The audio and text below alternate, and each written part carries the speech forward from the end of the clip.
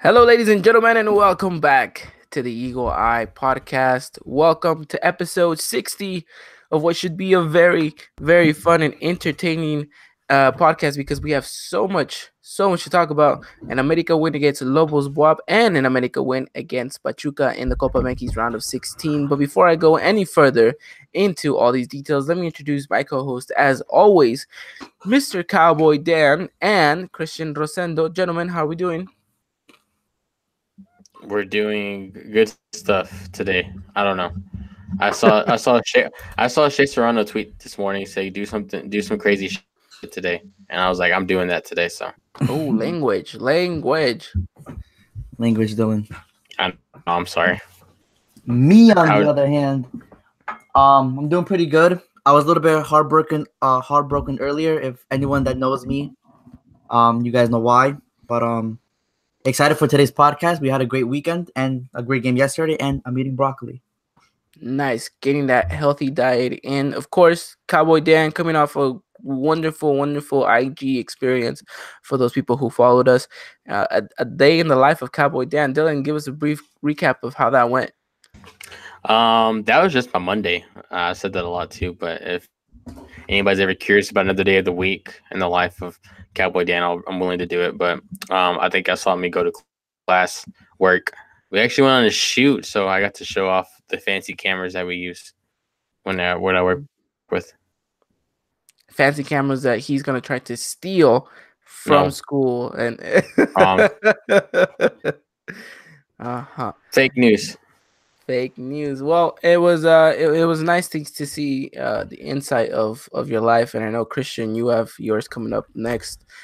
So we'll keep you guys posted for that, and then of course I'll do a day in the life of me as well. So it should be interesting. I got a couple of things in mind already, but I do want to say excuse me for me sounding so completely not myself. I'm a little bit sick, a little bit congested from the nose, but I'm here. I'm fine. I didn't call off only because I know Dylan would have made fun of me or it would have thrown me under the bus somehow. So I'm here because of you. I would have called you out somehow, some way, even if you did show up. Which I did. All right, But- gentlemen, we got so much to talk about. We got so much to break down. We got a Lobos Buap match that you two gentlemen are gonna go into, deep dive into everything, and then we're gonna break down the Copa Mex match against Pachuca. We're gonna look forward to what America has in store for this Friday against Morelia, and then of course we got so much more to talk about in regards to the ladies. We got trivia. We got so much. So thank you to all who are joining the podcast as of right now. Gentlemen, anything you want to say before we get started? No, man, let's go. Let's go. Where do you guys want to start off? Do you guys want to start off with Lobos or do you guys want to start off against Pachuca? Think we should go in order. So I guess Lobos. Lobos Buap. All right. So America played this past Saturday in the Estadio Azteca against Lobos Buap, a game that we were kind of hesitant whether or not this America side was going to be able to walk away with victorious, because at that point, like you said, Dylan, it was a very fluctuating America side. We didn't know who we were going to get, what Lobos we were going to get, or what America side was going to show up in the Estadio Azteca. Safe to say that after those 3 goals, we're kind of content. Now, I know you two gentlemen watched this game. I wasn't able to, of course, unfortunately. I had family plans, and my stupid ass did not record. Language. Oh, God, Language. No, you call me out, so God, got him. Got him. You're welcome, Dylan. If we're going by strikes, okay, 1 strike for Dylan, 1 strike for me. Let's see if Christian can keep throughout the whole show without going on a strike. But yeah, it seemed to be a very interesting game. I think the game painted the whole different perspective than what the final result was. And I know you gentlemen were kind of talking to me about this too. So I'll let you get started, Christian. What was your final thoughts on the game after the final whistle blew? I think Dylan put it well in our group chat that we have. It's a step in the right direction, but definitely not. I guess we wanted the game to pan out. There was a lot of moments in the match where you just felt America like very disorganized and not connecting with each other. And may have something to do with the formation that Piojo put out, and I guess the game plan that he set out.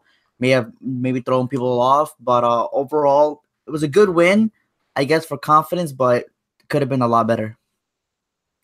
All right, definitely. I hear you, Dylan.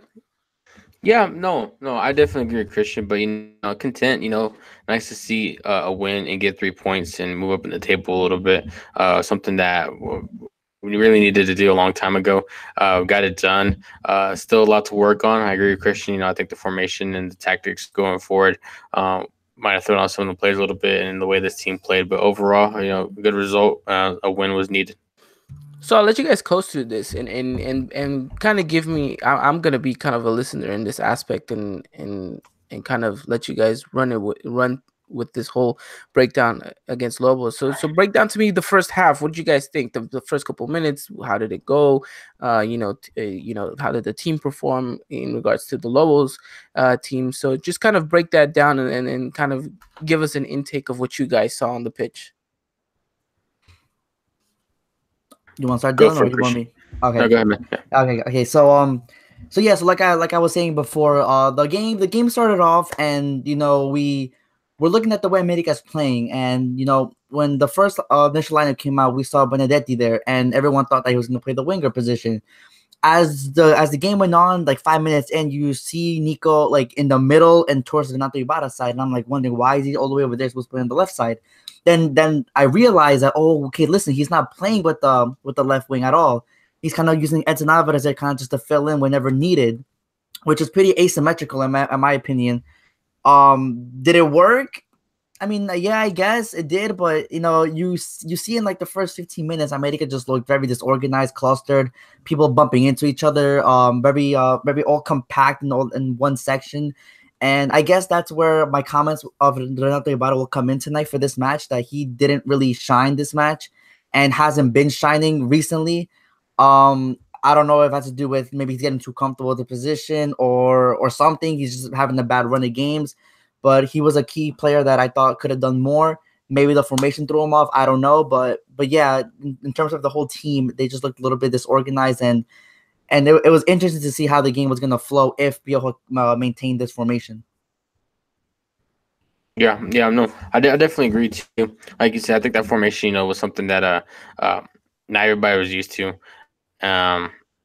Really, it's gonna take some time. But we saw some sparks. We saw a lot of good stuff going forward. It just wasn't really consistent like we would want it to be. Even though we dominated the possession, we led in the shots, 6 shots, 2 on target. To go with that, especially Henry's goal.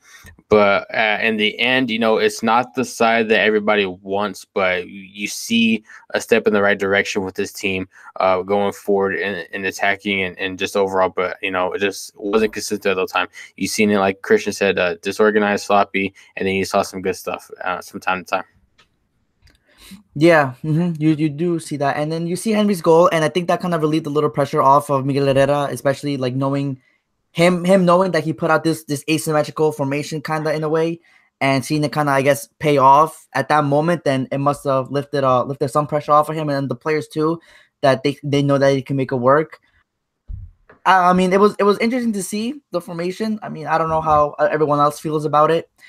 But yeah, I think it was overall it was okay first half. I mean, there were a couple moments where America looked a little bit like what should I say, like confused or a little bit dazed. It was weird. Like they just let Lobos kind of put the pressure on them, but maybe that's part of the game plan. Who knows? But overall, decent first half. I think going back to what you're saying too, when you're talking about Edson Alvarez in that lineup in his position and him pushing up or filling in whenever he can. I think he can say that a lot whenever he contributed to that first goal. Really keeping that ball on the play, or keeping the ball on the play, able to give it to Sanchez, and Sanchez puts in a good cross for Henry. Yeah, it was a beautiful cross too. Definitely. Yeah, pinpoint. Yes, and you really like to see that out of Jorge Sanchez. Knowing that he can contribute on the attack when given the opportunity. So yeah, Edson Alvarez did do it well. I mean, I'm not gonna sit here and say that he didn't do it, but it was just weird that everything created, or I guess everything that needed to be created, was gonna be on Renato Ibarra's side, and kind of that whole left side was like wide open. So maybe Lowe's slipped up a little bit, kind of didn't really pay mind to that right side so much, and maybe allowed for that little slip up and Edson and Jorge to come in and and create that chance for Henry. But yeah. Nice, nice. And then from what I hear is I guess really the perfect words were stated earlier, a step in the right direction. Mhm. Definitely after coming off from two pretty poor games, against Leon and then against Pumas. And the bounce back is exactly what we expected. 3 goals, not exactly. We were expecting it, but I hear all this talk about this team that wasn't at 100%, and I'm thinking we still walked away with those 3 goals. Imagine if this team would have been, would have been at 100% running already. What damage could have been done? That's a dream that people can only dream right now.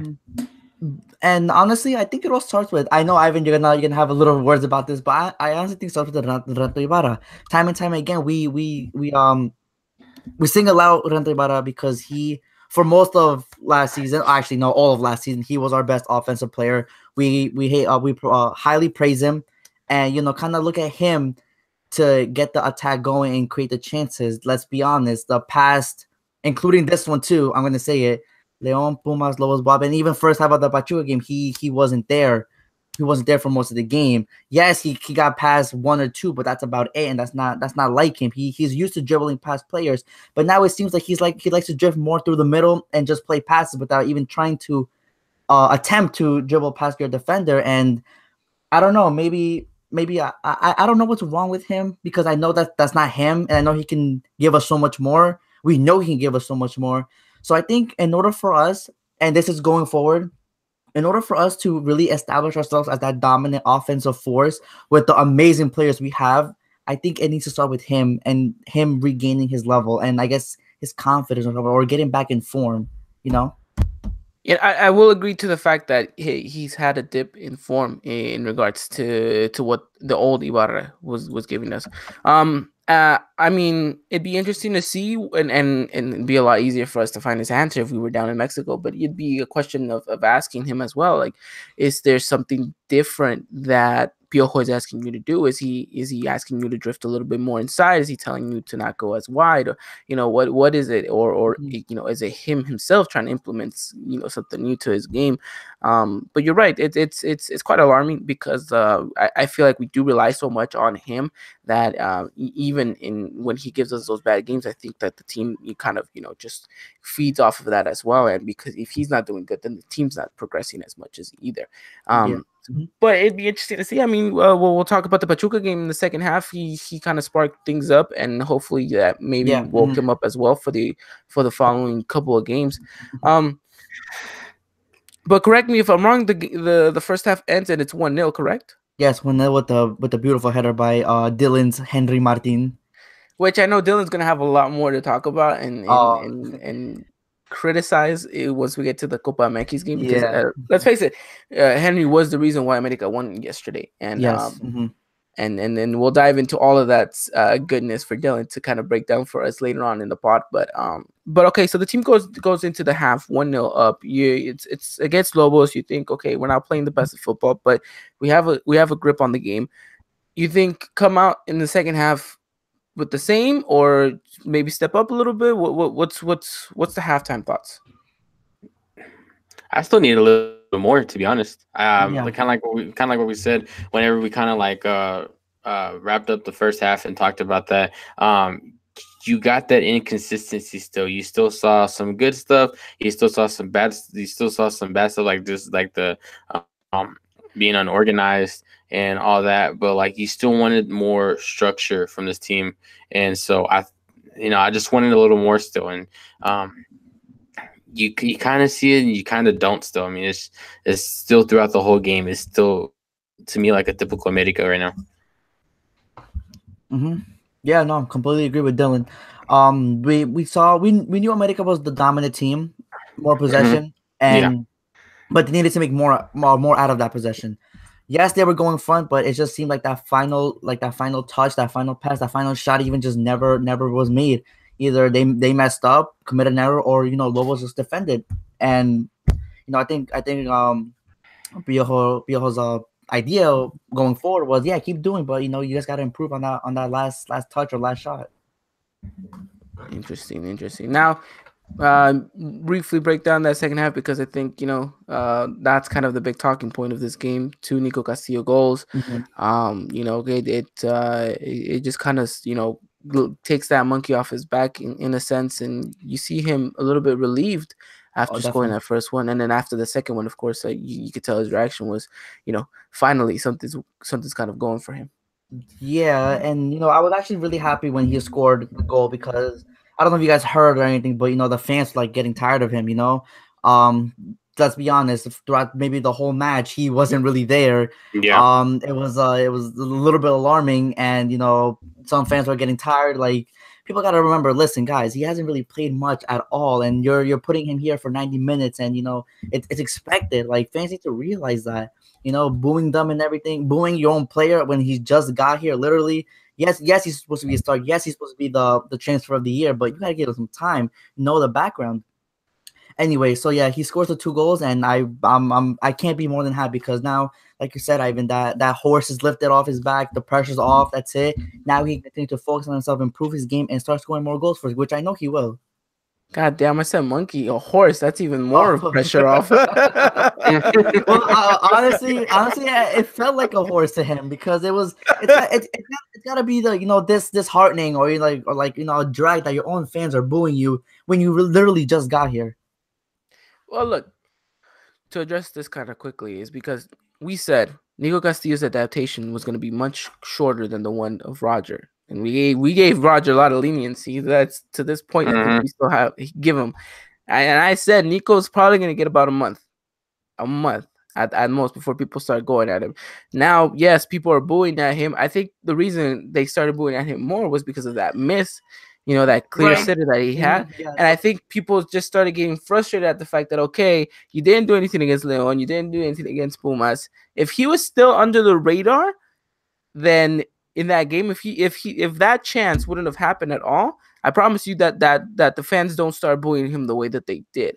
But because he missed that opportunity, and because America fans have this kind of notation to remember all the bad things in previous games from our forwards, that kind of just I think has built up on it. But I think, like you said, it's important to get that weight off of him and kind of has simmer down the fans because let's face it, in an America culture, you want everything right away, you want everything fast because you know that you are quote unquote the best team in the league and the best team in history in Mexico. So you want your players to be ready and at full capacity right away, which is kind of a bit absurd because there has to be an adaptation period, especially for a player that hasn't been playing for that long. But I think you're right, and it'd be interesting to see how he carries himself forward after this. It sounds like he's got the full backing of the staff, of the players, and I think slowly but surely he'll have the full backing of the fans if he can continue to do what he's doing. I mean, I'm pretty sure he got the fans after he scored that second goal, to be honest. Yeah, that's true. That is true. But yeah. But just to recap on, I guess, the second half, America still wasn't really playing that well. I guess leading up to the first Nico Castillo goal.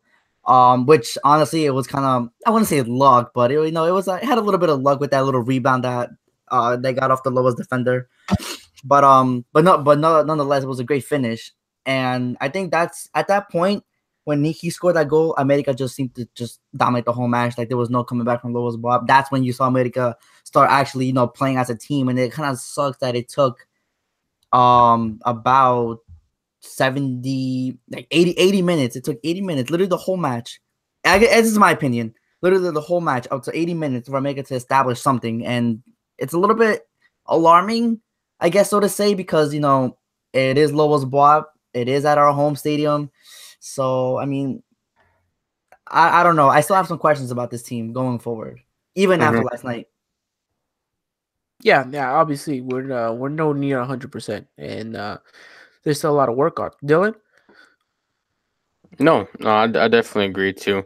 I think if given this on a grade scale, I'd probably give it a C plus, B minus if I'm being nice. It's just right around there. It's just like we said, it wasn't up to speed. Good moments, bad moments, but I think we've been having that problem too for a while now. Damn, America walking out here with my grade report card, C plus and B minus. Okay, well, I'd be so fortunate to get a B minus. But yeah, I mean, and to get that grade and still walk out with 3 goals under the bag and 3 points. I mean, the team has to take some positive out of it, right? Oh yeah, yeah. There's positive out of it, no doubt about it. But like I said, at the end of the day, we've sat here time and time, and we're like, oh, we can get this type of medica for so long, but then be inconsistent the rest of the game, and it's just a broken record again. We're at that point again now. It's just a matter of fact, do we ride it and take it into the next game? I hope we do. But then again, you still kind of question because you haven't really found that consistent spark in the season so far. Mhm. I guess we'll just have to wait and see if whether or not Piojo can get these players up and going for this next game. It's an interesting game against Morelia. Now, I don't know about you, gentlemen, but I've never been one to feel confident whenever away at Morelia. It's always been a place where America has struggled, whether they've been in top form or whether they've been in the 2008 season where things were going terrible. Nothing just seemed to work for us, and we'll talk about it a little bit more later on in the podcast. But it's gonna be a difficult game nonetheless, regardless of how Morelia is doing right now, which is they're not doing too hot, but still, it's against us, and everyone seems to be turning up lately whenever they play against us. So, anything else you guys want to say before we close down this recap? Cordoba. I think Cordoba, when he entered the match for Renato Ibarra, I think he just got off right to the really got into the game, and he did it well. I think if God forbid anything ever happens to any of our creative midfielders, I think Cordoba can really step in there and get the job done. If you guys remember, he was the one that assisted Nico's second goal. It was a Yeah. great assist too, bringing in 2 defenders and then slotting the pass right to him. The kid's a stud, and we're lucky that we sent him on loan to Necaxa, Yeah, and like that. and he improved, he grew, and just keep that in mind when we talk about something I want to mention later on the podcast. But yeah, he took the loan, he improved, he grew, and now he's ready to start for the first team, or at least play with the first team, and he gets the job done. So I'm really happy about that, about Cordova and Nico Castillo getting the doblete, getting that pressure off for him. So overall, I guess what do you want to say? 75 from 75-minute mark and on. It was good. It was great. That's what we needed, but we still have a lot to work on. Nice, Dylan. No, I don't have nothing more to add.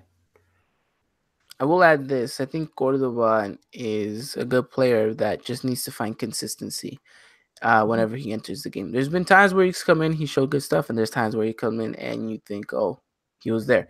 So it's whether or not this kid can continue to prove himself. And I mean, he's got the talent for it. It looks like he's got the drive.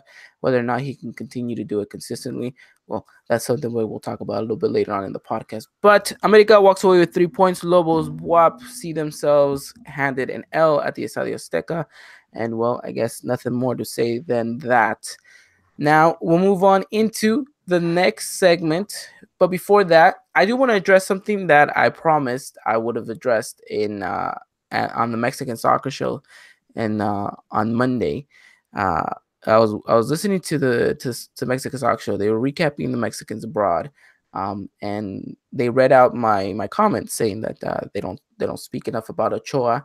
And Wiso put me on the spot and said, well, you guys go follow the Eagle Eye podcast, go check them out. And and Ivan's going to be talking about Ochoa in the first segment, which I completely forgot about right now until this moment right now. So shout out to Wiso and everyone out there in the Mexican Soccer Show.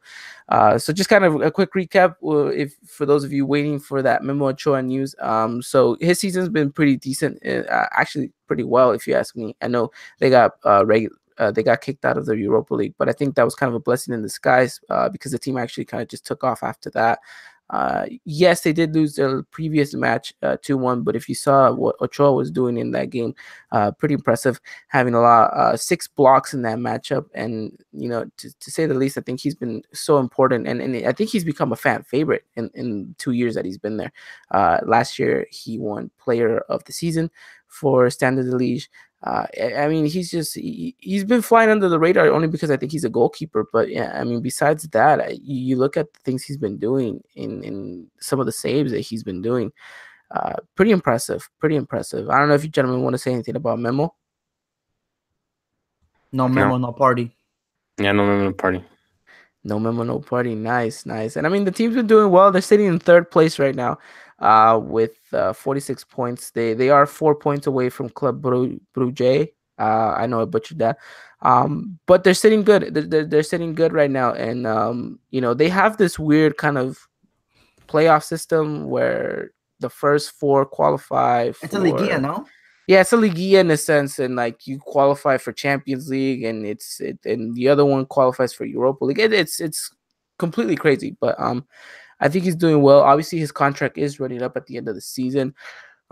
Whether or not he's gonna stay, it looks like they might.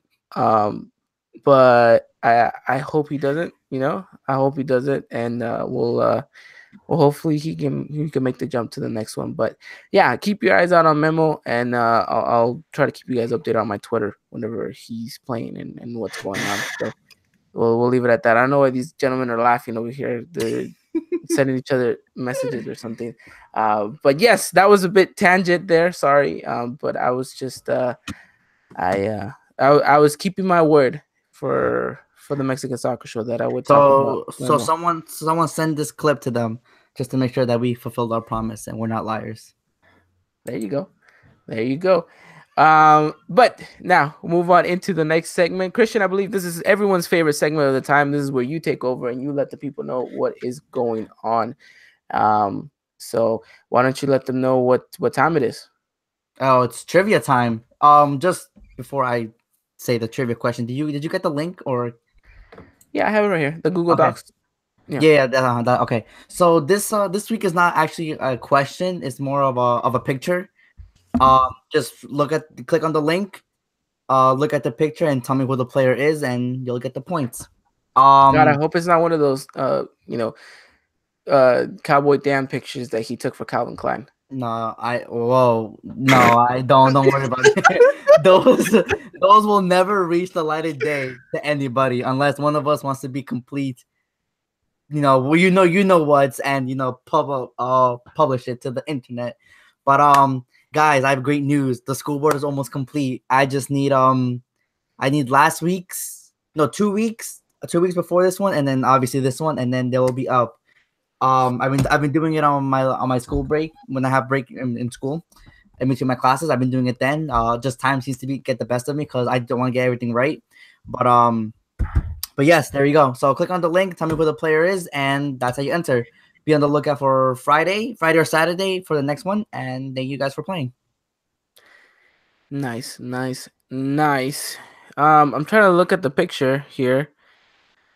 That one was good. That one's good. I feel like people might have a little hard time with it if they're not 100%, following that era. Mm-hmm. So I love that jersey, by the way. That jersey was beautiful. No, that the one that the goalkeeper wore, Ochoa, the gray one, the black one, the gray one and the black one were super nice, super nice jerseys. I remember that one. That one was really This really one nice. was a nice jersey too. That one, yes. You know what? We could have a whole show on jerseys. To be honest, you think about America's, because after that jersey, what came out? It was was kind of the one where, how do you describe it? I think you should save it for how can I say without spoiling it for everybody? I'll just type it in the chat. Yeah, we'll save it for we'll save it for a different time, for a different day. It'll be interesting. Wink. Okay, yeah. Wink. All right, well, you guys have your hour as always set in stone. Go out there and get yourself some couple of points, and then we'll get things going, and hopefully scoreboard will be up soon. Yes, hopefully. So that'd be nice, interesting to see how you guys are doing on that. And actually, shout out to Mr. OMG. He says, I have his autograph on the exact jersey. So that's actually pretty dope. I'm not gonna lie, that's dope. That is phenomenal. Wonder what that kid's doing now. nowadays. Well, he's not a kid anymore, but Well, no, he's definitely not a kid anymore. But yeah, that'd be interesting. That'd be interesting to like actually like look at one of the squads from a certain year and just see what the hell they're doing right now. you guys want to know what Cabañas is doing right now? Yeah, that's He's a panadero. yeah. Is that he's still Yeah. he works with his parents? No, that's the Mm-hmm. yeah. That's a crazy story to tell. Wait, getting off for topic here a Cabañas. little bit. Wasn't there a story released about the gunman like the gunman that shot Cabañas? Like, wasn't he like arrested or something? I don't know. Yo, can I someone don't in the remember. chat like kind of verify this story or not? I'm pretty sure there was something about the gunman and like getting something, a sentence or something. Damn. I saw it on But, Instagram, so I don't know how true that can be. Well, you guys can follow us on Instagram at is Eagle true. Eye Podcast. Eagle Eye You guys can Podcast, see the down right day here. in the life of Cowboy Dan. We bookmarked that so you guys can watch it any time of the day. So Dylan, I'd expect people, when they're having a bad day, when they're having, when they're not feeling that well, to just go to our Instagram and check out the day in the life of Cowboy Dan to bring them a smile on their face. Definitely recommend. Definitely do Yeah. if you want to see what my Monday looks like. Just what a Monday looks like, and then you can ponder on what else the life of Cowboy Dan looks like throughout the week. Honestly, Dylan, your life is so much more interesting than mine. That's why I'm kind of like hesitant about doing one myself, because mine's gonna be extremely boring. Your bar was pretty high. I mean, how do we top it? You We should have just did you last, honestly. Pretty much did. Like I should have went first, and Ivan should have won, and then Dylan, you should have won. Dylan should have been the whole. That's how it should have been. But, if you guys think Dylan's Monday was good, wow, can you expect what his Friday nights and what his Saturday nights look like? Damn, they're all. I think we should just avoid mine and let Dylan take over again. Dylan can take my slot. Dylan, how do you feel about that? I'm fine. Y'all want to see my Wednesday? I want to see your Friday and your Saturday. That's what I want to see. I know you have pajama parties with Becky G. All right, so don't try to front out here like you don't. Don't even start. That's secret. You can't put that out there in the public. And all that Ariana Grande. Yeah, we'll be listening to Mix. Ivan, your favorite, no? Your favorite, yes. Oh yeah, my favorite. Breakup. I will say this though, she her 7 Ring song, it's a banger. Catchy, no? I do. I like it. All right. Well, cool I don't think it slaps. It slaps. There you go. That's a cool kid say it. Oh, we're not cool kids though. Yeah, no. Look at us. Oh man. All righty then. Well, we're switching back to America mode. I know some of these people are like, why are these guys talking about this?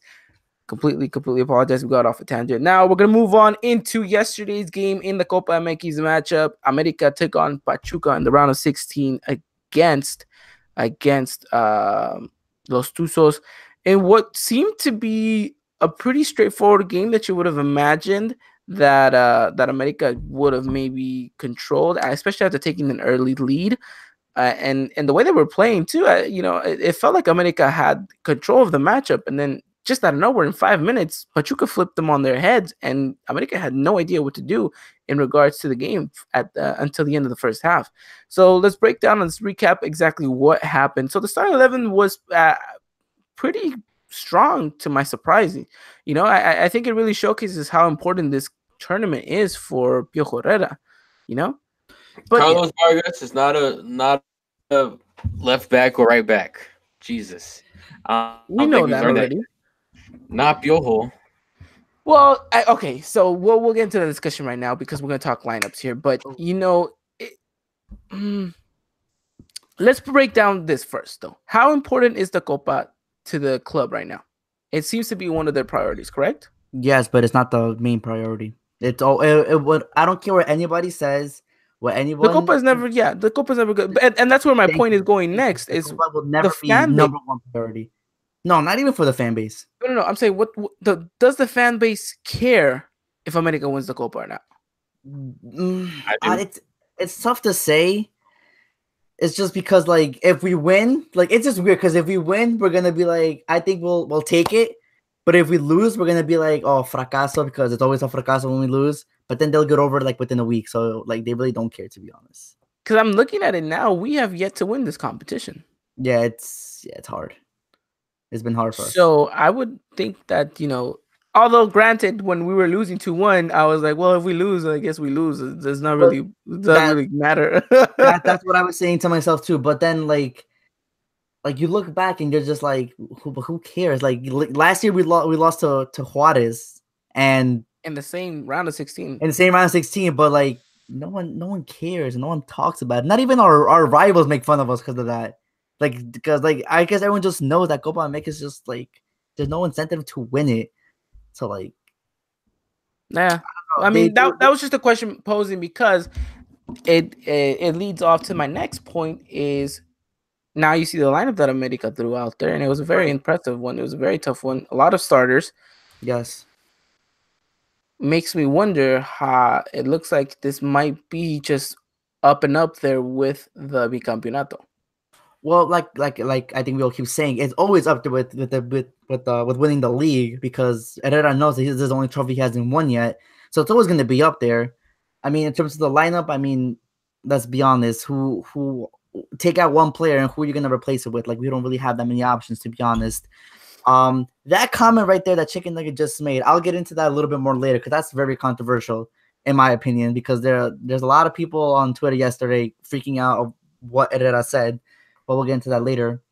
But I mean, the 11 you have right now, like I said, it's a elimination match. It's one match. It's not even two legs. It's one match. So I guess that's why that lineup was presented. Yeah, I mean, I agree. But I mean, do we have the lineup? I mean, I think I remember it from the top of my head. It's Marchesín in goal. It was George Sanchez on the right. It was Carlos Vargas on the left. It was center back partnership between Bruno and Edson. Renato Ibarra on the right, Clemente on the left, and then in the midfield you had Guido with Edson, and up top you had Roger, and then in the cam position it was Benedetti, which I was happy to see him in that spot, to be honest. Oh, I was delighted. I was delighted to see Benedetti on that spot. And like who just said it? Our friend AP Junior. Can we talk about how this Benedetti signing is working? It's working, man. I don't know if you guys pay attention to him against Lobos Buap and last night. The man's killing it right now. And his goal is just the cherry on top, and I guess kind of rewards him for all that he has been doing in these past few games. And you know what a player we have on our hands. I'm not on the Benedetti hype train just yet because I know he just got here and I want to see consistency. But I will say this, he is the only player I think has been consistent coming off the bench and starting, at least in regards to determination and the way he moves and the way he wants the ball, he wants to be seen, and he's not afraid to go at it. So, I'm doing my best not to get on this hype train because I've been heartbroken so many times. But Benedetti seems to be the real deal if he can continue to play like this.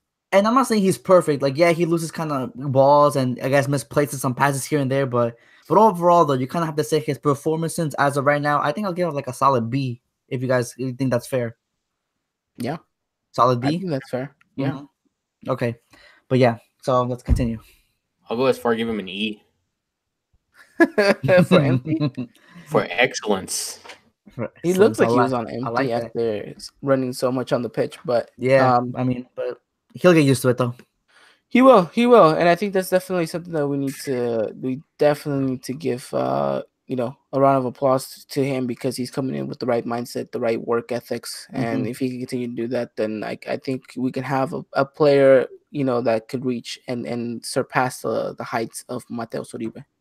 Oh, that'd be amazing. I mean, people say it time and time again, this Benedetti kid is supposed to be the next James Rodriguez. And, that comparison just kind of excites me. But I guess, Ivan, like you said, I really shouldn't be getting this excited, I guess, just in case something happens. But, I mean, it's kind of hard not to.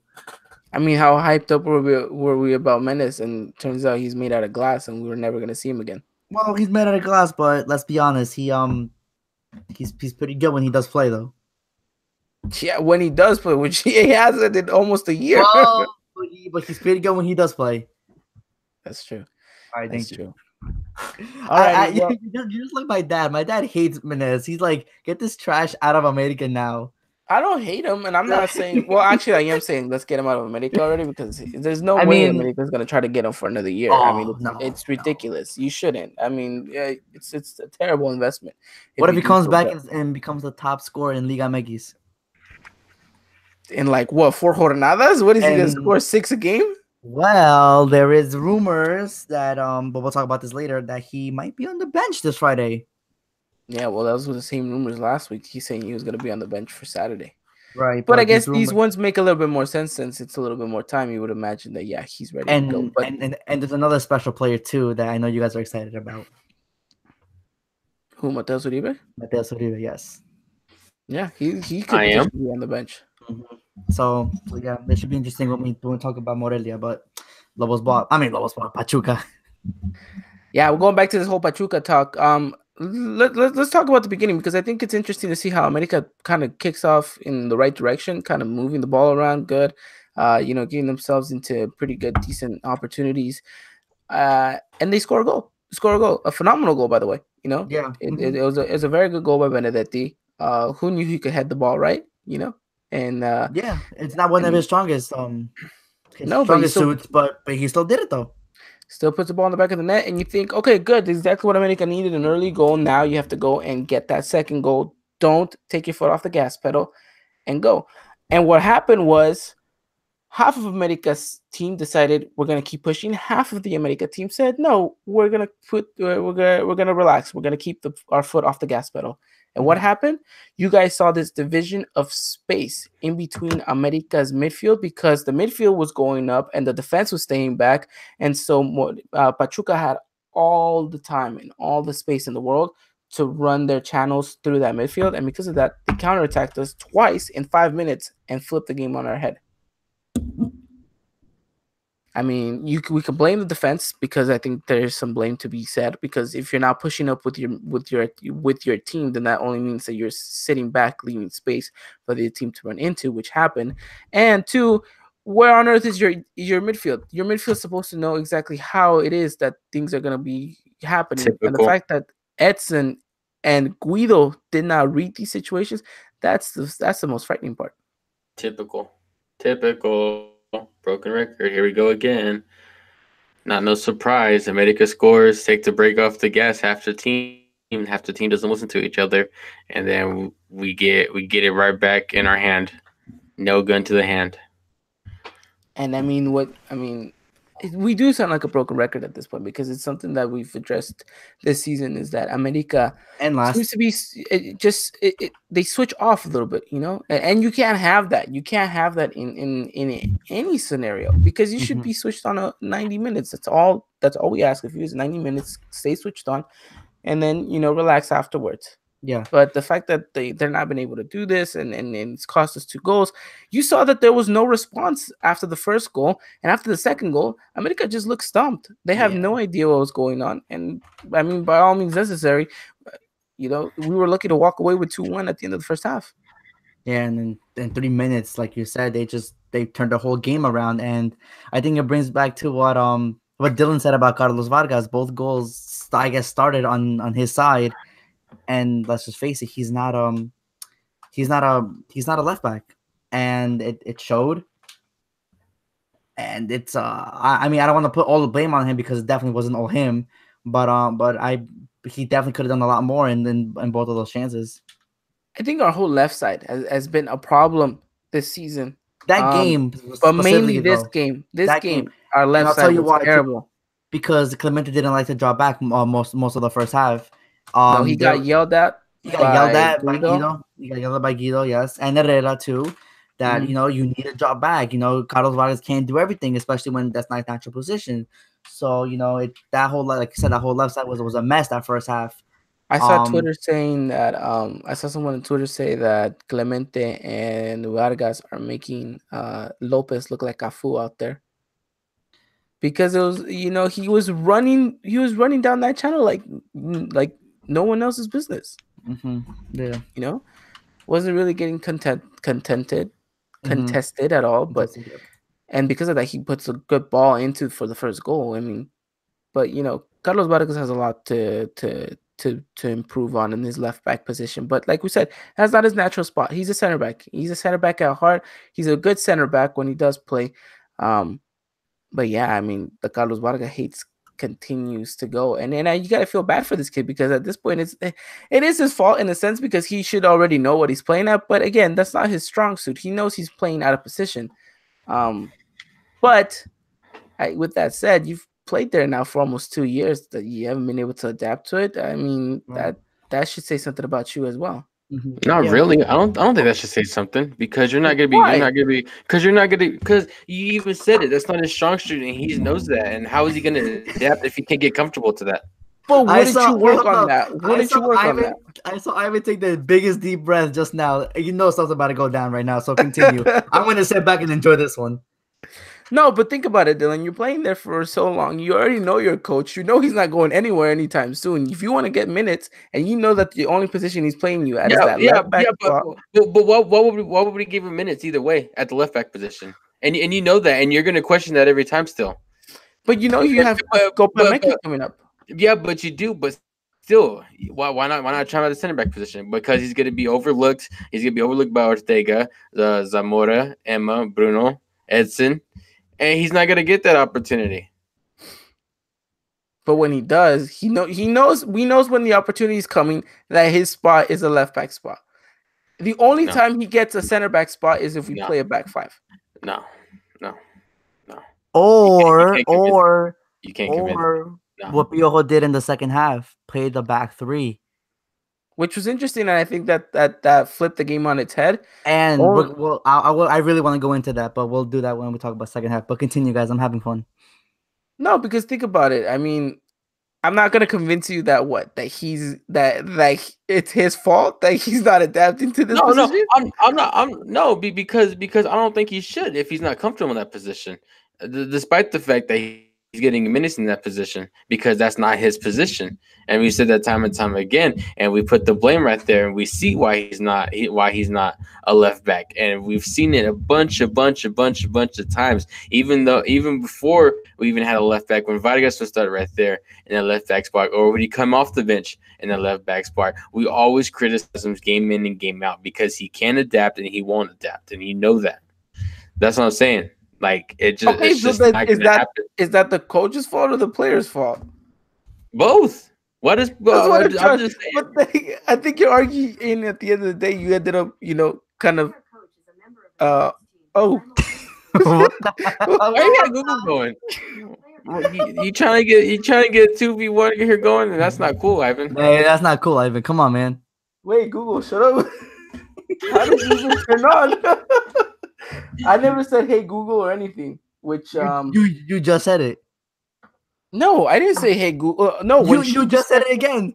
No. I unplugged her already, so okay. She's not gonna turn on. But how did she just turn on? I never said anything. Damn, she was taking your side too, Dylan. All right, but you know what? We'll leave it at that. We'll say that Vargas can improve, but Ivan's wrong. Is right. All right, we'll leave it at that. Because I think there is more of an important topic to talk about in regards to that back three and the impact that Henry Martin had in this game. Because let's go into the second half. Dylan, this is your favorite moment of the podcast. This is what you've been waiting for your whole life. Actually, he unplugged something? No. I got my feet up. I'm just gonna kick back. I just want to say something before you go on your little rant. I think everyone, including myself, we were all shocked when we saw the tweet or the broadcast when they said that Jorge Sanchez was the one coming out for Henry Martin, and we all kind of assumed that it would either be one of, I guess, Clemente Vargas. Honestly, at that moment, I was like, okay, what the hell is he doing? As the game started playing out, I honestly think that Miguel Herrera did the smartest thing in the world, and he out strategized, and literally his tactics against Martin Palermo's were not even fair to compare, because I think this is where I guess experience plays part, and I have to give a lot of credit to Miguel Herrera for this one, changing the formation up, knowing that they really had to go out and find the result. Listen, I I know we criticized Herrera a lot for not knowing, I guess, too much about tactics or how to change the game or in our favor. But this is the one that he got right, and he perfect, amazing, and a lot of credit to Herrera for this one. And that was so risky because it wasn't so risky because you knew Renato Ibarra would act as your wingback whenever you needed him to, but it was risky because Clemente wasn't dropping. Mhm. And if he would, and if he just decided I'm not gonna drop, then that was it. That left Yeah. side would have been exposed. Mhm. But yes, we'll move on into the fact that yes, and the reason why he took off Sanchez was because he couldn't take off Clemente or Vargas Or because he Vargas needed too. to Yeah. fulfill the Mhm. 180-minute rule, which we'll Right. get into what Piojo said Ooh. after the game, Mhm. which was a bit controversial for many. And then, like I said, we'll discuss about that. But Henry Martin comes in, right? 45 minutes in, you think, okay, Henry Martin comes in. What impact could he possibly have? And boom, right away, first minute in, and he gets himself a goal. I mean, what more could we say? Dylan, I'm over here waiting for you to give us the Henry talk. No. I told you. I said when this moment happens, I'm just gonna kick back, pull out my nail filer, and just chill. Let y'all have this talk. I stated my reasonings before. So Gladly. that's the that's the So the ball rolls for the second half, and right away we see Henry Martin score the tying goal at the 46th minute. And at this point, we're back in the game. No breathing room at all. We were consistent high pressure, chances after chance after chance. And who shot it? Was it Guido? Oh, I don't want to mess up here. The third goal? The third goal, yes. Guido shot it. I believe so. Yeah. Okay, we're just gonna go with Guido because that seems like the correct answer. Guido shot it. It was, I guess, too much for the Pachuca goalie to control. Whatever. Henry Martin's right there, and boom, 3-2. And at this point, everyone loves Henry Martin. He's our hero. Whatnot. Every Henry Martin lover comes out, starts putting on Twitter, Henry Martin needs to be a starter. F Roger Martinez. Let's get away. Don't come back ever. Go back to the stand. I don't know. Whatever. Anything that can be said about Henry Martin in a positive way was said after that third goal. And honestly, at that moment, I think it was all deserved. Yeah. Completely. Because I think if you see that Henry comes off a game against Lobos WAP scoring a goal, you think, okay, he gets that. But he comes into this game and not only gets a goal, but changes the face of this America attack in the positive way. When before we thought he's disappearing in these matches, he's not doing enough. But now, he's stepping up. And we always said Henry could be the deadliest striker in this Copa MX squad if he took the opportunities. And now he's taking them. And now he could be literally on his way to kind of being the reason why we get further into this tournament. You look at what he did so well, and he played exactly what you needed him to play. He was playing that post position. He was getting himself, players were playing off of him. He was, reading the lines very well. And he just looked determined to come into this match and change the face of it. And he did. Not only does he get 2 goals, he gets an assist. He gets that assist for that last Roger goal, which, by the way, he forces the defender to make a mistake, which he capitalizes on and gets the counter going. Nothing but a positive review for Henry, but this is not the first time we talk positive about this, and this is where I throw it to you, Dylan. This is not the first time we talk about Henry in a good way. Now, we've always said it whenever we do hype him up is, can he be consistent? Can he be consistent? I promise you that he most likely will get the start against Morelia with Nico Castillo. But whether or not will he continue to do what he's doing, that's the question that I want you to answer to me, because you rave Henry as much as you do, and rightly so. And this is the moment where you kind of, rave in the glory. But can he continuously do this for a full, season? Let me just start off by saying this was all music to my ears. The way this started. Well, Ivan, to answer your question, it doesn't just start with Henry. It starts with the whole team. And like you said, when we talk about the Morelia game in a minute, well, it's not always the prettiest walk in the park whenever we travel out there. And so you got to think, what are we going to get? And so I don't think it starts with Henry. It's going to start with the team. Right. And I'm not gonna go against that, because I think a full consistent team means a full consistent striking force and a deadly attack. But there's been games where you needed him to kind of show himself the way he showed himself in this Pachuca game, asking for the ball, coming in, receiving it, having players play off of him, running into space, pulling players aside, opening up the channels for his striking partner.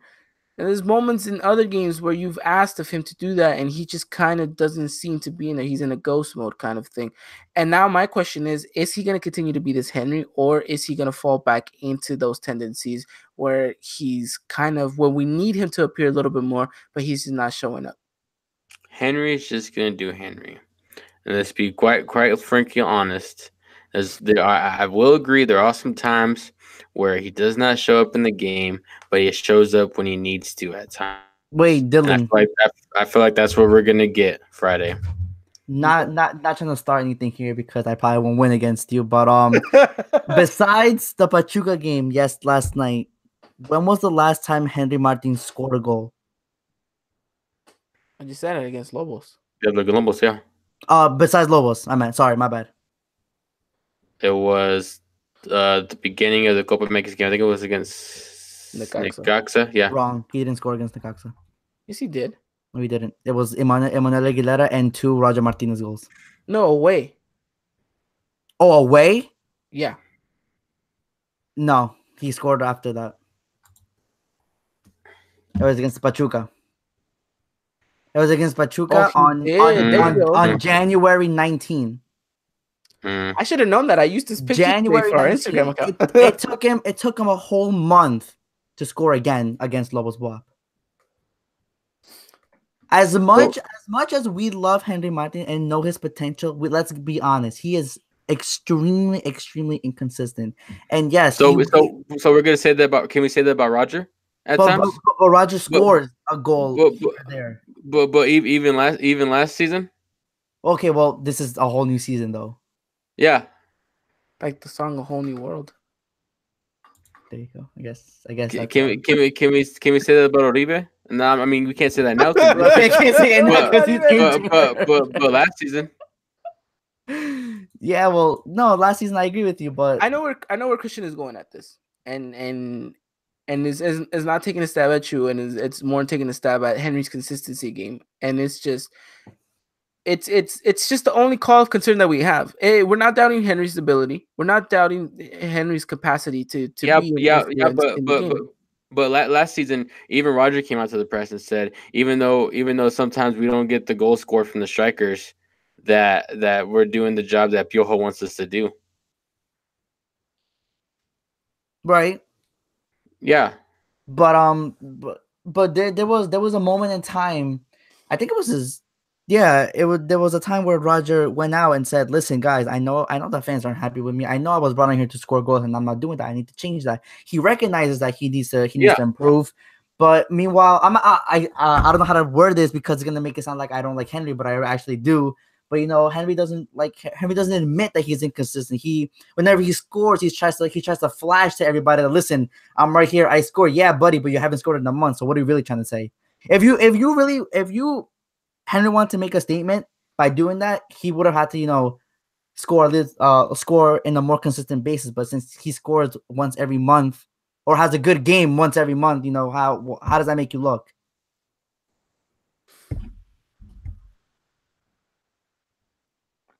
I mean, that question was more for you, Dylan, not me.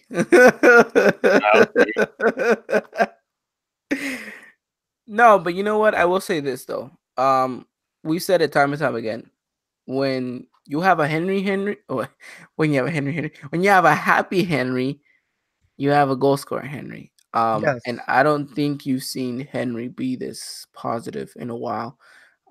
Just looking at his social media and then the things that he's been doing, you just feel like this is a different Henry.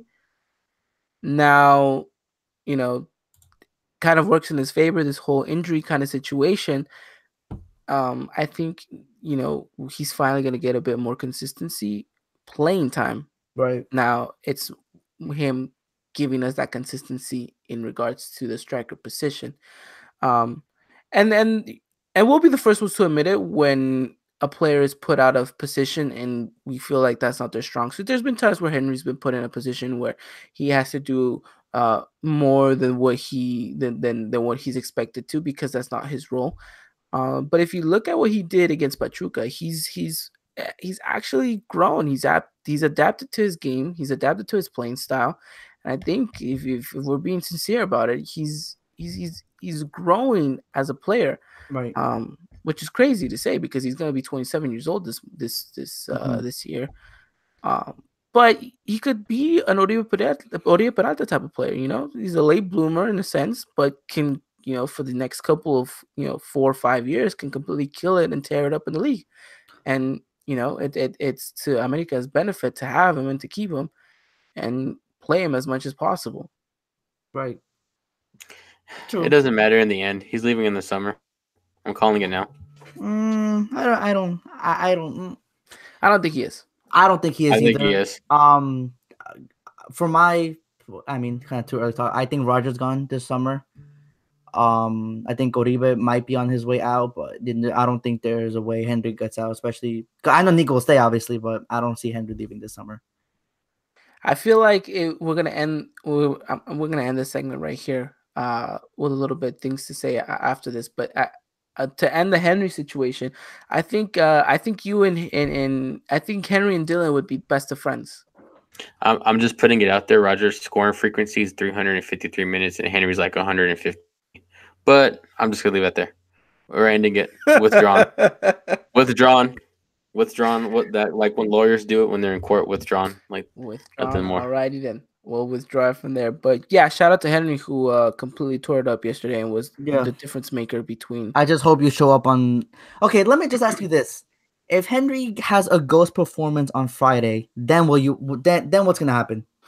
Then we're gonna have the same conversation. Same narrative again. Because he had a great game against away at Necaxa. He had a great game against Pachuca at home, and then for a month he just disappeared, and now he's back again with 2 great games.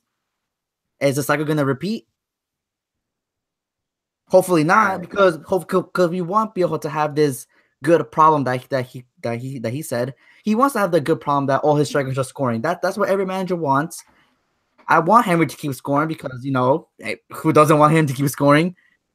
So it's gonna be hard. We just need him to find consistency, and then we can have a serious conversation about Henry Martin. Because right now it's just gonna a rinse and repeat cycle, in my opinion. If Henry Martin becomes the leading goal scorer for America this season, I promise to get an America jersey with his name next season. Just putting it out there. Happy with that, Dylan? No.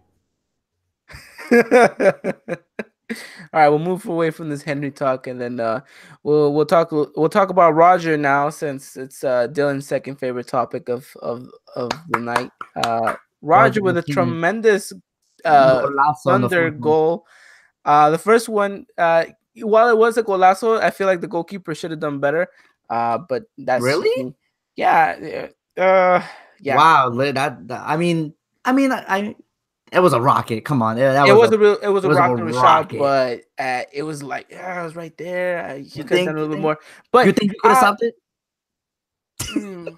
I know Dylan could have stopped it. I'm just putting it there. Wow, but it was a great goal nonetheless, though. It was very well worked, and for what Roger's capability, we know how well he can cut inside and keep the ball close to him, and he showcased that. And then the second goal too was a thunder of a strike too. By the way, thunder, definitely hard low. I mean, nothing the goalkeeper could have done there, even though it was literally next to him.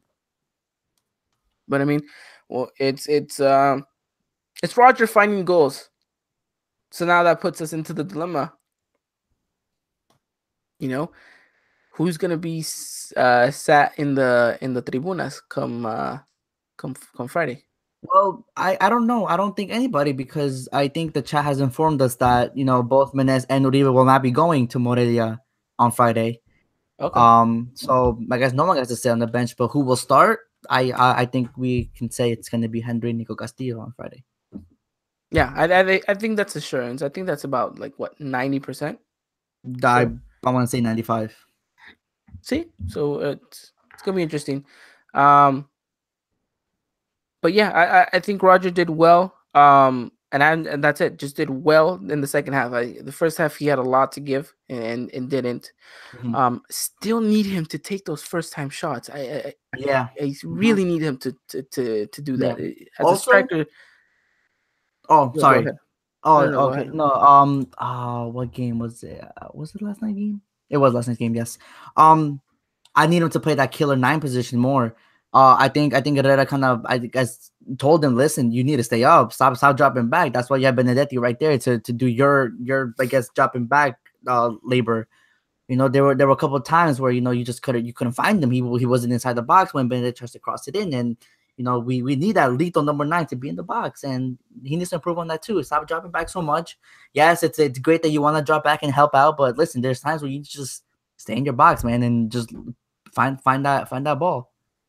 Definitely. Alrighty then, we'll leave it at that. Now, America walks away with a victory 5-2. To be honest, I wasn't expecting that scoreline. I thought America would Yeah, have won by like a goal or something. yeah. But it was an I think interesting and fun game. yeah, no, definitely, especially that second half. I think it all comes down to just I guess us playing well and adapting to the game and the circumstances of the game, and I guess just Pachuca's just inexperience in how to handle these games. More importantly, I guess Palermo's inexperience in how to get his team, how to fix the mistakes. Because I think he said in his presser, he said that America just came at them too quick. You scored the 2-2. Okay, now do you sit back and relieve that on the counter, or you just go out for the second goal, and then in 5 minutes they scored 3-2. Okay, now I have to go out in the counter, have to go out and attack, and then the fourth goal comes, and just like, now what do I do?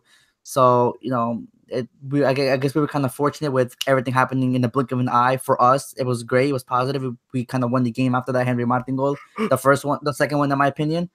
But yeah, no, overall amazing second half, and we just need more of that. Yeah, definitely. So we'll end this Pachuca America game on this note. Pio Herrera was asked in regards to Oh, the here we starting go. 11 and responded saying that he couldn't field out his strongest starting 11 because he was forced to, at the moment, play with two youngsters to fill the 180 rule. Mm-hmm. A lot of people took that and ran with it either badly or positively. I'm interested to hear what you guys have to say. Christian, I know this is something that you want to talk about, so I'm gonna throw it to you first. I want the chat to voice their opinion too, because I think this is one that affected, I guess, the whole Liga MS community. Let me put it this way: if you're not ready to be a part of a first division team, especially like a club like Club America, you should not be forced into that position. Like Herrera said, listen, Clement is growing. Yes, he's a good player. He's growing, but there are just times where he really gets his yelling, his talk to, and that could be good, but then and in the long run, in my opinion, that just hurts the player. Bad performance after bad performance after bad performance, and then the fan base starts getting on you. Literally last night, everyone was calling for his head. Guys, the kid, how old is the kid? 20? 21, I think. The kid's 20, 21. His career is just getting started, and he already has the hate from the entire America fan base that he wants. Like, that could be detrimental to a young player's career. If you're not ready, you should not be forced into that position. All that pressure that's given on you, starting for Club America in the elimination game, in a cup match that the institution needs so very much. It's just not fair to him. It's not fair to us either that we're going for this title. I'm not saying that. Well, I guess I kind of am. Having Clemente there kind of it lowers our starting 11. It's just not fair. I kind of agree with it on this part. The league should not force any team to play two youngsters if that's not your strongest lineup. So you're on Miguelera's side. I am 100% on Miguel Herrera's side. Dylan? Dude, I didn't hear about this till now when y'all brought it up. I didn't know what was going on. Oh my god. Like I said last night, I had a test to study for. I had papers to write. I was all over the place last night. Dylan was I just writing. Dylan was writing why he wasn't live tweeting Copa MX matches because that's below his pay grade. Yeah, exactly. I'm not getting enough gancitos for that.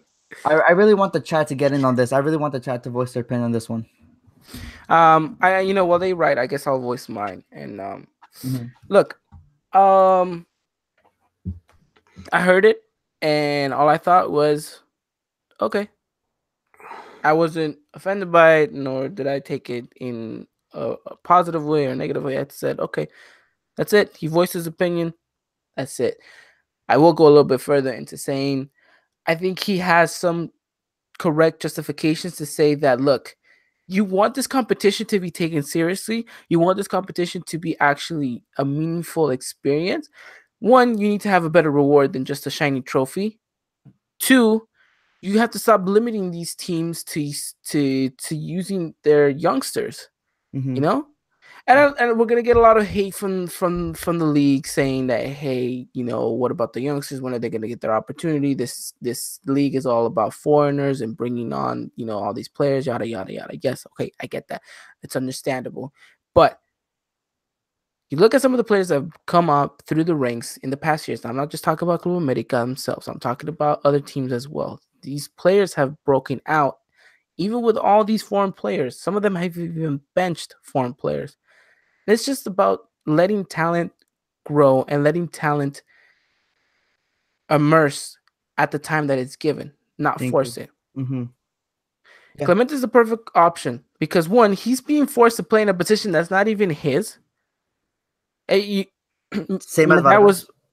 Same as Vargas. My dad was frustrated the whole night in regard to Clemente because he got such great balls. He got such great balls and ran. And instead of going full speed, he would either stop to play the ball back, or he would run and then find his way running back because he wasn't daring enough to take on a player. I don't know what it is about this kid. He can do it or he can't. I have no idea. So Clement is a great example of that. And we're gonna have plenty of other examples to come along the way. It's crazy. It's crazy that that we're kind of up in arms in this whole discussion because you think about it and like our girlfriend Chicken Little says, it's a process. Yes, it's a process that the best things in life come naturally, come fluidly. It's things that happen that immerse in their own way. You force these things too early, and guess what? It's not gonna work. It's not gonna happen. Yeah. Sometimes they're forced because of injuries, but that's a whole different situation. It's not because, hey, the league is telling you start playing these youngsters. I think a good example would be Cordova. Cordova showed some flashes when he was at America. America was like, listen, you're a good player, but you right now you just don't fit in our starting 11. You know what? I'm gonna loan you out, to this team. I know you're gonna get first team minutes there. Let's see what you got over there. I think Cordova proved to everyone, to America, most importantly, that he can play. He knows he can hang with everybody. He's back here and now he's doing his thing here. I think that's how it's supposed to be. You can't just force talent to come up out of nowhere. I think talent is just it's like you said, Ivan. It has its time, and when it emerges, but it's not going to emerge because you're starting every single day now in the wrong position. Might as well. How many games is for Clemente now that he's played and we have not seen no improvement since the start of the season, basically? Pretty much. There you go. We're 3 months into the season and there's no improvement. There's no improvements from Clemente. It just shows that, listen, he's just not ready for first team action. Maybe he's ready to be loaned out. I can agree with that.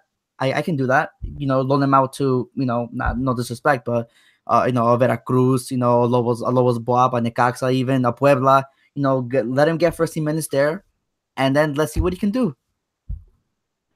Yeah, we'll have to wait and see. But that's kind of the thing. And Dylan, I don't know if your mind's changed, like if you have anything in regards to this topic now. No. Still, still y'all below just, his pay grade. Still below y'all, his pay grade. no, y'all just spitting facts and fire, and like I don't know what else to say to all of that. No, but do you agree that is it wrong for the league to impose this rule that we need to play young kids? Yeah, Two young kids. I mean, two young kids. Yeah, Yeah. it's wrong. Hmm. There's got to be a way around it. I mean, there is, but I mean, I don't know. It's just it's weird because no other league does it in the world. Mm-hmm. No one else says, okay, listen, man, you really have to play these two. You have to play two young kids, or else you're gonna get forfeited. Hey, Barca, you have to play two young kids, or else you're not gonna you're forfeit. You're done. And Man U's been having to play their youngsters because everyone seems to be freaking injured this season. Mm-hmm. But I mean, it's it's natural. It's the way that the nature goes about it in this game around the world. Mm-hmm. And we're special. I'm not gonna lie. The league is special. We're special. Yeah, no, in a lot. We're in a lot of ways, and you know what? We have to accept that. We're no Premier League. I think we can be a Premier League, and if the league decides to take measures into their own hands in the right way, and it could benefit them in the end too, because it's great financial success in that sense. I mean, But I think, that's not really our forte. That's not really what we talk about on on the show. We'll give our opinion, we'll voice our opinion, but we'll let those people who kind of sit down and talk about this whole league and Mexican rules, soccer show. them and Cantina Mm. and the L3 and all of them, all the great podcasts that are out there that discuss this. We'll leave it to them, and we'll keep focusing on Las Águilas and criticize them instead of the league. But yeah, it was something that I know a lot of Americanistas kind of said, he was in the wrong to say that, and some, like us, were backing his side, saying yes, he's right. And that's just it. Yeah, Leave it at I that. agree. Mm-hmm. Alrighty, we'll move on into the next segment, our second to final segment, and the biggest segment yet, because it's America versus Morelia in the upcoming Jornada 9 or 8? Ooh, 9? 9. 9, right? Okay. Technically, yeah, technically. Even though we have a Yes, game in hand. yes. Mm-hmm. Yes, which And then Tuesday we play Jornada 1, which is crazy. which is pretty funny to me. Really And crazy. especially in the graphic when they say match day 1, and then everyone's gonna be like, "What? How is it match day 1?" So, like I said, we're special. there you go. All right, so it's America versus Morelia. I'm Morelia versus America because we're going away into the stadium.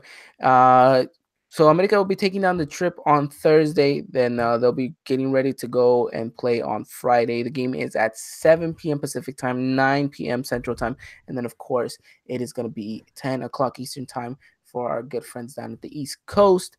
Gentlemen, how are we feeling about this game? Obviously, coming off two very important wins, one against Lobos WAP in the league, and then, of course, the other one against Pachuca in the Cup after scoring, 8 goals in total.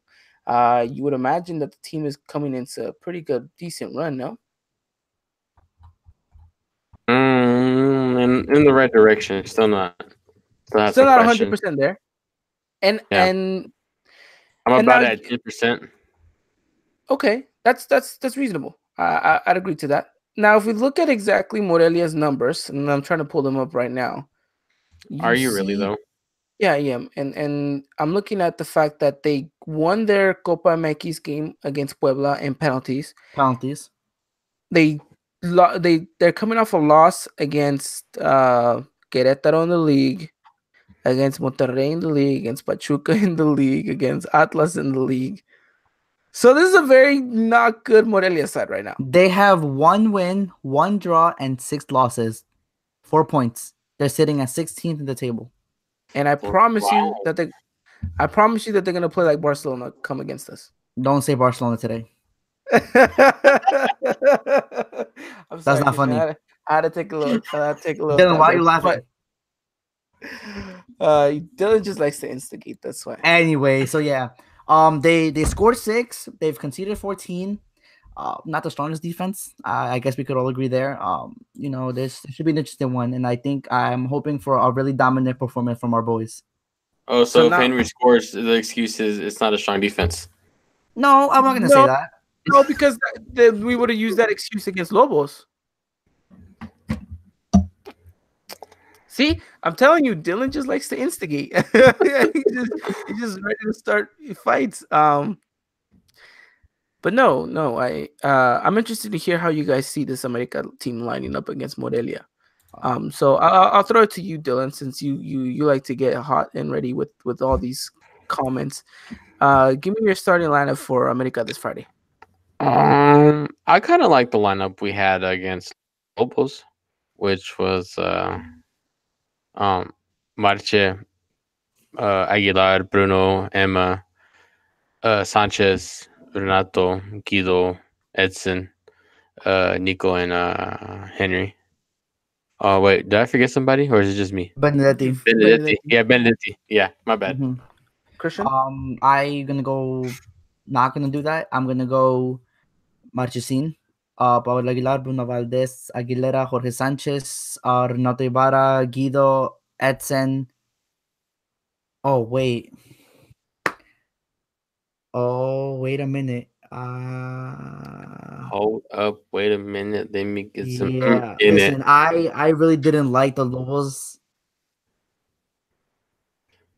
You know what? Okay, yeah, okay. So Paul Valdez, Aguilera, Jorge Sanchez, Renato Ibarra, Guido, Edson. Did I say Edson already? Whatever. Ibarra, Guido, Edson, Clemente, Henry, and Nico Castillo. Wow, Clemente with the start. Yes, only because I don't like that formation that we played against You don't like Lobos. Ibargüen? Ibargüen's injured. Oh, what? You're We're gonna so have to cut behind. this up. Yeah, no, I didn't really like that Lobos lineup, honestly. I think only worked, no offense, because it was Lobos. I mean, it could work because it's Morelia. Don't get me wrong, but I mean, who knows? I have a good buddy of mine. His name is Miguel. He's been a Morelia fan since I've known him. And I've known him since like freshman year of high school. So that's 2009. That's 10 years of knowing this guy. Is him and his family are die hard Morelia fans. Yeah, So shout out to you, Miguel. But it's just weird because we just kind of spent criticizing Clemente, and here I am putting him in a starting position. that's why But I was curious. no, yeah, it's just I don't know. Listen, guys, if anyone who knows me, I don't like Benedetti on the wing. He's not made for the wing. He has one bad game. The fans are gonna rip him. I really don't want that for him right now, especially because things are going good for him right now. If anything, I would. Yeah, no, I'm sorry, Clemente. Yeah, I don't Stop think trying to coddle Benedetti. Let him have a rough game. no. I will say this though. I think if we use Dylan starting 11, I see a 4 at the back, Yeah, 3 4-3, midfielders, one a cam, cam, two. and 2 attackers. Yeah, So I don't see Benedetti on the wing. right. It'll be like the Lobos formation. Exactly. Which Which could I tried to. work. It could work because it's like I reiterate, it's Morelia, but let's put a Tigres or a Monterrey in front of us, and that formation will not work. Interesting. Mm. I saw the chat had the same idea in regards to the formation. So, I mean, could be interesting. Could be interesting to see. So let's just go with Dylan's formation because I think that's what everyone's kind of Yeah. agreeing with Mhm. here on the chat. And okay, so let's say America does go out with that.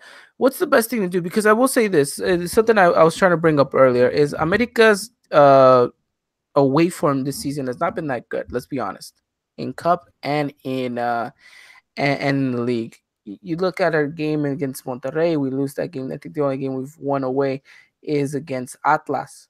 That was the first game. Yeah, that's the only game we won away. Mhm. Yeah, look at You know, that. Atlas. We even lost against San Luis in Cup. Yeah, we lost against San Luis in Cup, Monterrey, against Pumas. So I, you know, I'll be honest with you, I'm not super confident in America away at Morelia. Just I am. seeing how our away results have been. Mm, I can put that to the side. I think with the game against Lobos and the game we just had yesterday, especially, I think I don't want to say we're back to where we are, but I think we're in a really good good track, and I think we're just gonna continue it on Friday. When we talk about score predictions, I think you guys are gonna be a little bit surprised by mine. So you think that America kind of turns it around in regards to the I away formation in this game? I want to be as confident as to say I think that game on Friday will set the tone for the rest of the season in terms of, I guess, how dominant we can be. It has to. Hopefully, Okay. Yeah, has it to has be. to be. Yeah. Yeah, because you think I about it right now, it's Jornada what 8, and then or do we say 9? I can't remember what we It's yeah, said hold 9. on earlier. 9, hold on It's 9. 9. I mean, now you're running into like you're only gonna have about 7 games, potentially 8. I mean, you gotta Every find your form at every this point. every point matters at this point And now. wait, guys, we forgot to to mention we have a midweek match next week. Yes, against Necaxa. We Yeah, have Necaxa on Tuesday. yeah. We already mentioned that, didn't we? I thought we did. He's talking in regards about the podcast, Mm. Oh, which will most we'll get likely there. will push it out to today as well. Um, Actually, no. I think we're good. I think the match is at 8 my time, 5 your time. no, I got 6:45 right here. You got 6:45. Yeah, which should be 9:45 for you. Look, we'll arrange this and we'll let you guys Yeah, know Yeah, when we'll we'll do it Twitter. when we arrange get back. Yeah. I have 8 o'clock. So We all have different times right now. So America, okay, so settle this, please. We got. yes. Uh, we're Okay, trying but to yeah, figure but this out. okay, but whatever. Going off things. So yeah, I think this will be an easy game for us. Okay, interesting. Dylan, how do you feel about this game? I think it'd be interesting. I feel a little more confident now that we take that step in the right foot.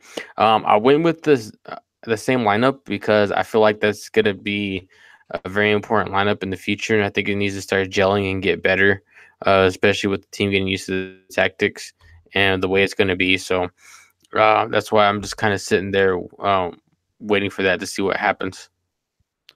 All right. Okay, interesting. Now let's talk a little bit about the tactics here. So, how does America approach this game in regards to this 4-3-1-2 formation? You know, Honestly, I think it's Renato Ibarra. I think when he gets the ball, I think he needs to start creating. He needs to start dribbling past these defenders. Listen, you're playing a weak Morelia. If you guys will, this this is the game to kind of gain some confidence back and really prove that, listen, guys, I'm still here. Listen, I had a couple bad games, but I'm still here when it matters, and I can still create, I can still dribble past. This is the game he needs to do it. So I'm really looking at him and his ability to create chances to get to put us through. I'm looking at this formation and I'm seeing a very central midfield. So I think you're gonna see a Renato Ibarra drift a little bit more down the middle, not play so much of a wing role if we do come out with this 4-3-1-2 formation. Yeah, and I guess that's why you kind of see him like going through the middle a lot more, and not really dribbling past. But I don't know if it's just me, but he's not cutting it for me. I think he gets dispossessed very easily, and or makes the wrong pass. Yes, he connects to the teammate, but sometimes it's not the best option. He can improve on that tremendously. I just don't think that's a strong suit, and I guess with the formation that was presented against Lobos, I guess that doesn't really, I guess, fit him in a way. Mm. Okay, we'll have to wait and see. We'll have to wait and see. But Definitely. I think just America needs to approach this like any other game. Get on it, high press. Really, just do what you did in the second half against Pachuca, and you should walk away with 3 points. So play with the back three. Not specifically play with a back three. I'm Any saying chance more to see a back specific. three on Friday? I was seeing some people would think that that's a good idea. But I I'm don't gonna tell think you so. guys, no. Herrera said that no. The back three is not an option for this season. He said it yesterday in the presser. Someone asked him the question. Mm-hmm. But I think just in regards to that Pachuca second half, go at it, press, high press, make the team uncomfortable, and take your chances. Mhm. Simple as that. Yeah. Create them and take them. Yeah. And Don't be like Madrid. and hopefully we could see a Henry Martin goal. Yeah. Or two. But we'll have to wait and see. All right, Dylan, give me your prediction for Friday's game. You give me your prediction. I will as soon as you give me yours. I asked you second. I'm gonna go another cliche 2-1 win. Cliche 2-1 win for America. 2-1? Christian. You said 2-1? Yeah, 2-1. Wow, really? I'm going 4-0. Wow, you're using my 4-0. Whoa. Okay, we're being adventurous. Morelia will not score on us. Nice. I'm going 3-0. 3-0? Okay. I'm going 3-0 for being adventurous. Okay, you know Yeah, what? they're my 4-0s. Yes. Oscar. 6-0. Thank you. 6-0. You can't change. Oh, All okay. right. Well, it's time for everyone's favorite time of the prediction. EA Sports FIFA 19 has predicted, which by the way predicted what last week we'd lose against Lobos 3-0 when it was the other way around. No wait. We're not counting that. Did you make sure it went to the second half this time? Unlike Yes, last week? I made sure. Okay. This EA Sports prediction for this Friday's game is 3-3. I mean, FIFA's just out of this world sometimes. Pause. Louis said 2-2. And EA Sports just said 3-3. Let's just hope that's not the case. Yeah, please. I was gonna say 0-0, but I know nobody. Oh, like that.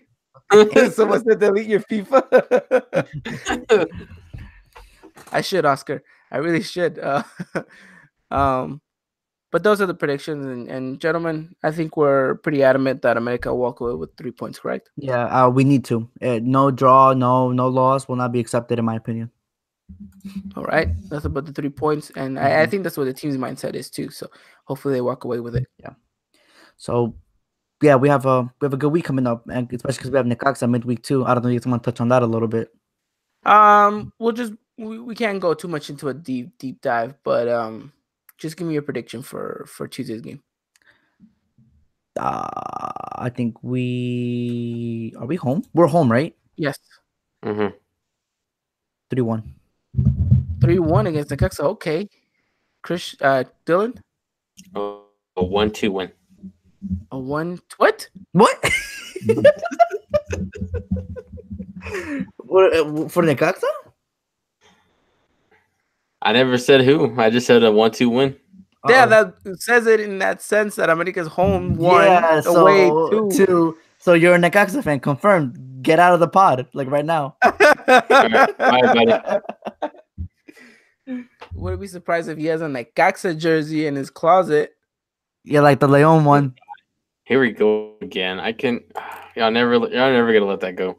Never. All right, well, Dylan, 2-1 for America. I will I'll say 2-1 also for America. Yeah. Just but we'll have you guys more updated on that information, what time that game's gonna be once we can confirm it. If the game is at a time where it interferes with the podcast, we'll move the podcast over. If not, we'll see you guys right after the game. But again, we'll have to confirm with the dates and the times, and we'll let you guys know on Twitter. Everyone's saying 8:45 Central Standard Time. So we have to wait and see. But we'll let you guys know on Twitter as soon as we find something, okay? So now what if we it is during podcast time and we didn't review it or preview it, I meant. We didn't preview this Pachuca game either.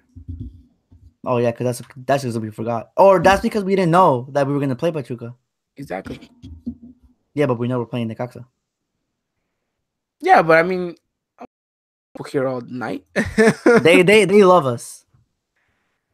I think do you guys love us? Yes or no? A quick yes or no. Do you guys love us? Yes or no? Go. They love me. They like Christian. They're okay with Evan.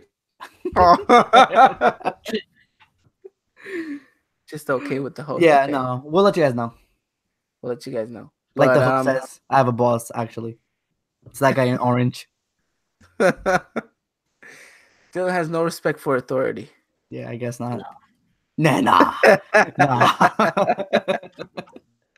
We'll give you guys a quick recap of everything, and then we'll let you guys know. And I also wanted to end the podcast with a little bit of Lady Aguilas, who they didn't play this week, but will be playing on Monday. Correct? So far away, but yes, Monday. Monday they were going up against Toluca. 3 crucial points for them. Hopefully they can walk away with it. So, ladies, good luck with everything. Hashtag Lady Aguilas on Monday morning. Don't forget. Let's go, boys. Gentlemen, anything else you want to say before we end the show? No, I think we're good. I think we covered everything. I think we did. We covered all our bases here. So everyone can't even close out the show, right? To everyone who came out tonight, thank you so much for everything. I did write on the chat. I will have some FIFA tournament news coming out for you guys this week. I have figured out exactly how to organize it. We're just going to do a quick poll whether or not people actually want to do this because, of course, we have to take in consideration everyone else, not just the people here, and should be interesting. So hopefully you guys are excited. Hopefully we get enough people so we could do it on both platforms. It's going to be a cool way that, all of you guys are going to be able to kind of keep track with that with Google spreadsheets. I'll have the formulas and everything inputted, so you guys just have to put in your results in regards to who you play against and all that stuff.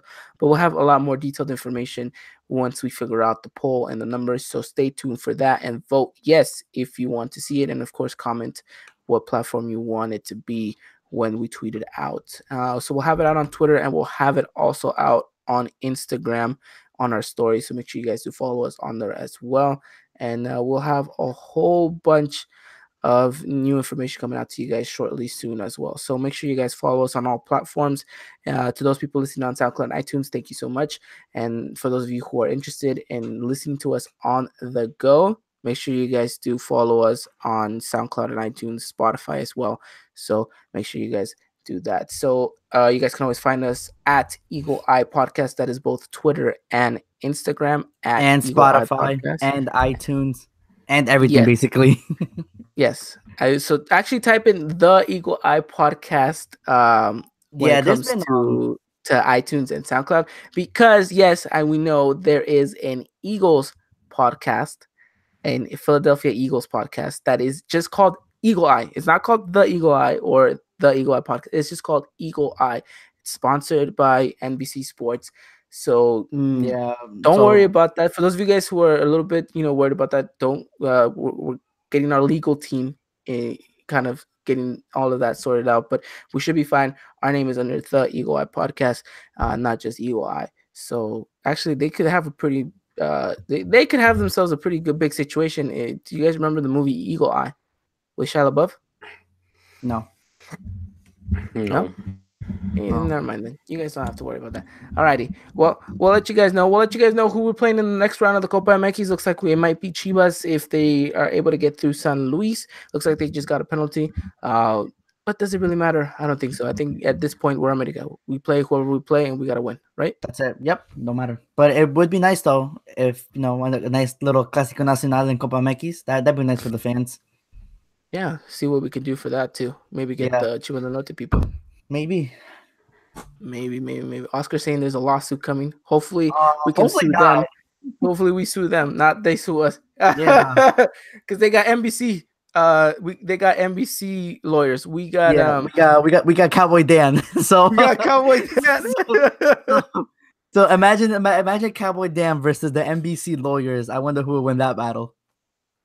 Cowboy Dan, obviously. There's no question. That was just a trick question. Cowboy Dan walks into the judge's quarters and says, "Look, you know what? I will give you 4 frozen gancitos if you throw it our way." Yeah. And the judge money.